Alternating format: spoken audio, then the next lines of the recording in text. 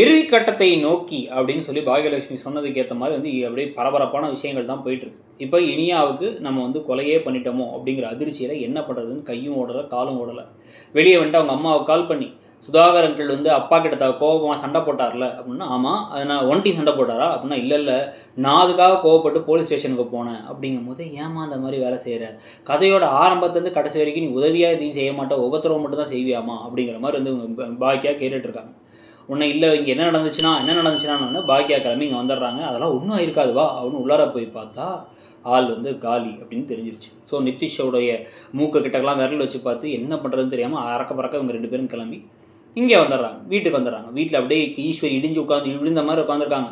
உடனே வந்து நான் அப்போவே சொன்னேன் கேட்டியா, ஏன் இப்படி அவசரப்பட்ட, எதுக்கு இப்படி பண்ண, நாங்கள் சொல்கிறதெல்லாம் கேட்காம பண்ணிட்டியே அப்படின்னு ஒரு பக்கம் அவங்க பேச, உடனே வந்து எங்ககிட்ட சொல்லியிருந்துருக்கலாம்ல அப்படின்னா, அவனை போய் போலீஸில் பிடிச்சி கொடுக்கணும் தான் அப்படி பண்ணேங்கிறாங்க. அங்கே தான் இருக்காங்கன்னு தெரிஞ்சு அங்கேயே போலீஸ் ஸ்டேஷனில் தான் அதை சொல்லியிருக்கலாமேம்மா, நீ என்ன போய் பிடிச்சி கொடுப்பா, கையில் போய் பிடிச்சிப்பியா, பிடிச்சிட்டு போலீஸ் ஃபோன் பண்ணி சொல்லுவியா, ஏன்னா பேக்கு மாதிரி பேசுகிற அப்படின்ட்டு நமக்கு இனியாவை ஆரம்பத்துலேருந்து பேக்காக வச்சு கதையோட நடுவில் கொஞ்சம் நல்லா காமிக்கிற மாதிரி காமிச்சு திருப்பி பேக்காக முடிக்கிறாங்க.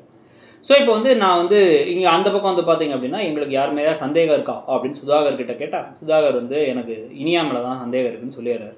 ஆனால் சுதாகரே தேடிக்கிட்டு இருக்காங்க போலீஸ். ஆனால் வந்து பார்த்தீங்கன்னா அவங்கள்ட்ட போலீஸ் விஷயத்தை கேட்டு இப்போ என்ன பண்ணுறது ஏது பண்ணுறதுன்னு பார்த்து அவங்க வந்து இவங்களை அரெஸ்ட் பண்ண வந்துடுவாங்களோன்னு பயம்.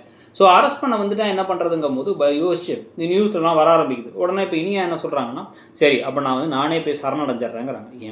என் பேத்தியோட வாழ்க்கையை அழிச்சிட்டான்னு இந்த சுதாகர் படுபாவின்னு இந்த பக்கம் புலம்பிகிட்டு இருக்கும் போதே கோபிக்கு டக்குன்னு தோணி, நீங்கள் முதல்ல இடத்த காலி பண்ணுங்கள், அதெல்லாம் ஒன்றும் நடக்காது, நீ இந்த வீட்டில் இருக்க வேணாம், இருந்தால் தான் அரெஸ்ட் பண்ணுவாங்க, நான் பார்த்துக்கிறேன்னு இவங்களை வெளில தள்ள போகிறாரு. கொலைப்பழியை அவர் ஏற்றுக்கிட்டு அவர் ஜெயிலுக்கு போக போகிறாரு. அதுக்கப்புறம் இவரை வெளில கூட்டுற போகிறாங்களா, என்ன நடக்க போகுதுங்கிறது ஒரு பக்கம்.